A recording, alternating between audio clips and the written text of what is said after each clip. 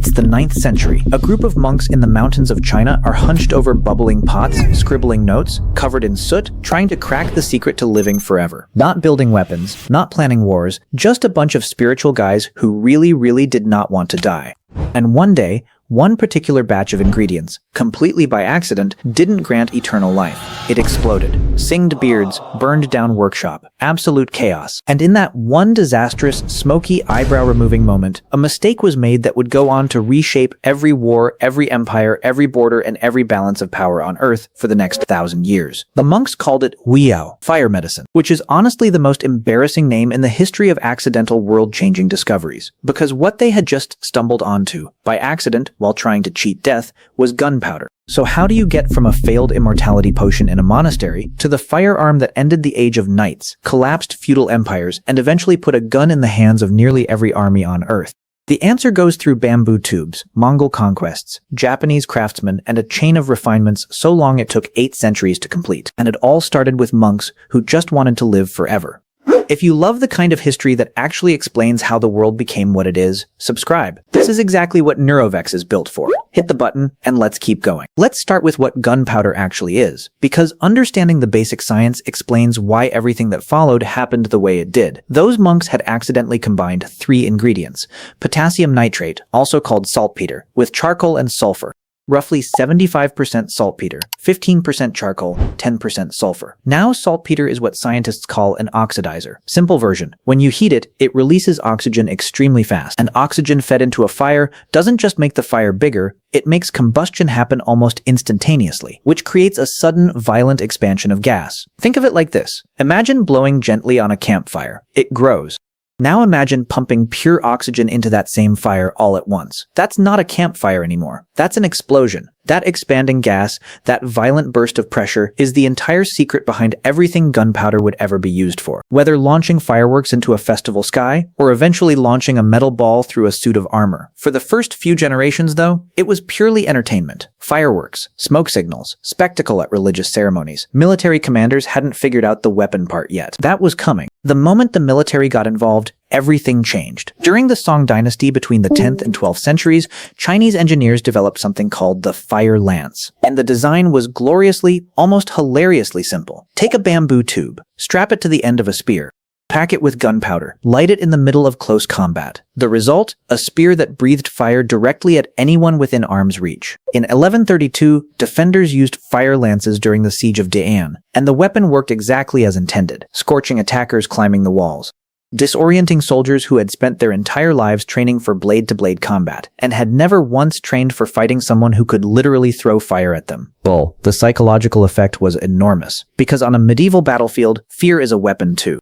And nothing creates fear quite like fire coming out of a stick. Once gunpowder proved itself in actual combat, the pace of innovation kicked into a completely different gear.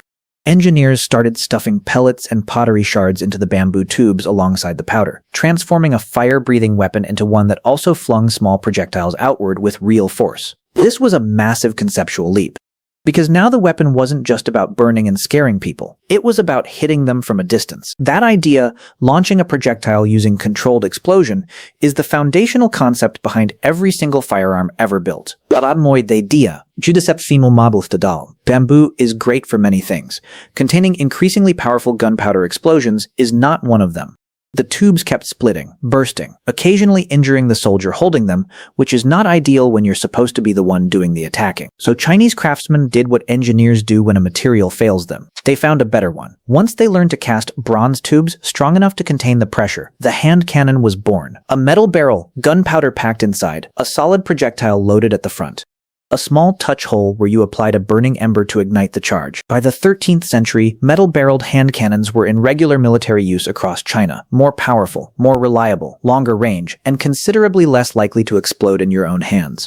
Chinese engineers also scaled the concept upward, building devices with names like the thunderclap bomb and the heaven-shaking cannon, weapons capable of reducing fortified positions that had previously seemed completely untouchable. Castle walls that had stood for generations started to look a lot less permanent. If this is the kind of deep dive history that connects the dots nobody else connects, subscribe. We do this every week, and trust me, where this story goes next is worth sticking around for. And here's where history does something genuinely fascinating. When the Mongols invaded China in the 1200s, they encountered these gunpowder weapons firsthand during sieges. They experienced the explosions, saw the destruction, understood what the technology could do.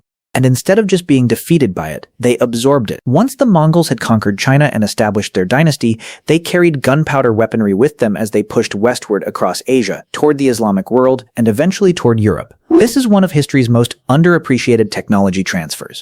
Mongol military campaigns functioned like an accidental delivery system, carrying Chinese innovation across thousands of miles, faster than any trade caravan or diplomatic exchange ever could have managed on its own. A Chinese invention born in a monk's workshop traveled from Sichuan to Persia to the edges of Europe, in the saddlebags of the army that conquered half the known world. And it didn't travel alone.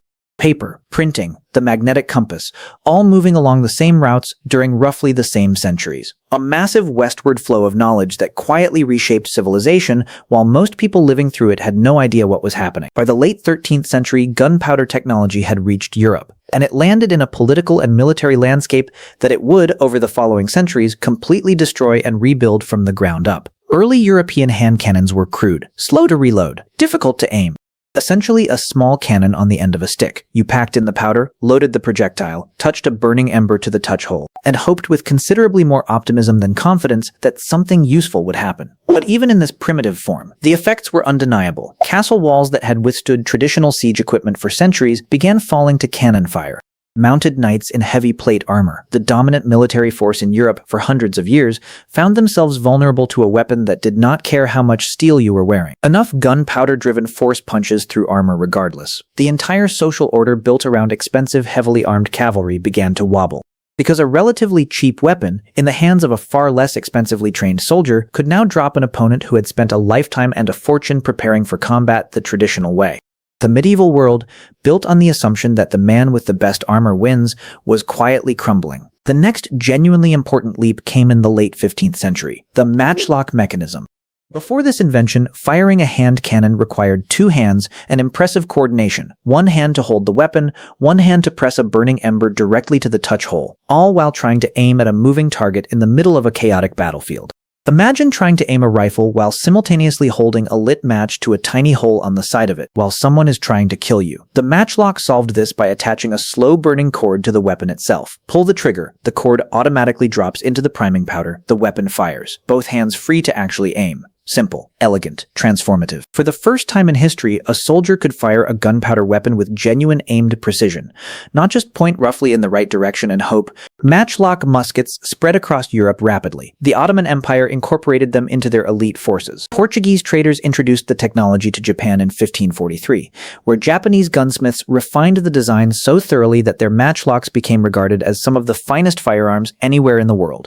And China, the country that invented gunpowder in the first place, ended up re-importing an improved version of its own invention back from Europe. History has a very specific sense of humor. The matchlock had one obvious, persistent weakness that drove every soldier using it absolutely insane. It required an open, constantly burning flame. At all times. Rain? Weapon useless. Dark night? Your burning cord just told every enemy exactly where you were standing.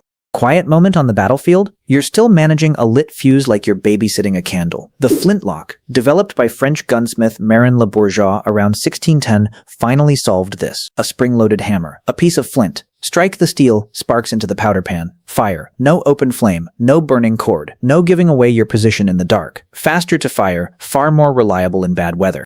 By the 1630s, the flintlock had become the dominant firearm across every major European military, and it stayed there for 2 centuries, straight through colonial expansion, the Napoleonic Wars, and the American Revolution. Every shot fired in those conflicts came from a flintlock mechanism, the same basic principle. Flint strikes steel, sparks ignite powder, ball leaves barrel, a direct descendant of the monks and the exploding pot. 8 centuries of refinement, from bamboo fire lance to precision military musket, and the core idea never changed. Controlled explosion, projectile, distance. If this kind of history, the real story of how the world actually got built, is what you've been looking for, subscribe. And share this with someone who genuinely appreciates it, because this is the stuff most history classes never get around to explaining. Looking back across this entire arc, from a monk's workshop in 9th century China to muskets on the battlefields of 18th century Europe, the story of how humans invented the gun is really a story about 3 things happening together: accident, accumulation, migration. Nobody set out to invent the firearm. A group of monks stumbled onto an explosion and nearly burned their own beards off. Military engineers realized that violence could be channeled. And then, across 8 centuries, through bamboo and bronze and matchlock and flintlock, each generation solved the specific problem the previous version had left behind. And knowledge carried itself across an entire planet in the hands of Mongol conquerors, Portuguese traders, Ottoman soldiers, and Japanese craftsmen, each one adding a refinement, each one passing it forward. The weapon that ended the Age of Knights and reshaped every empire on Earth began its life as a failed pharmaceutical, made by people who wanted nothing to do with war at all. In the next video, we're going inside the psychology of invention itself. Why do the most world-changing discoveries almost always happen by accident? And what does that tell us about how the human brain actually creates? That one is going to reframe everything you think you know about genius. See you there.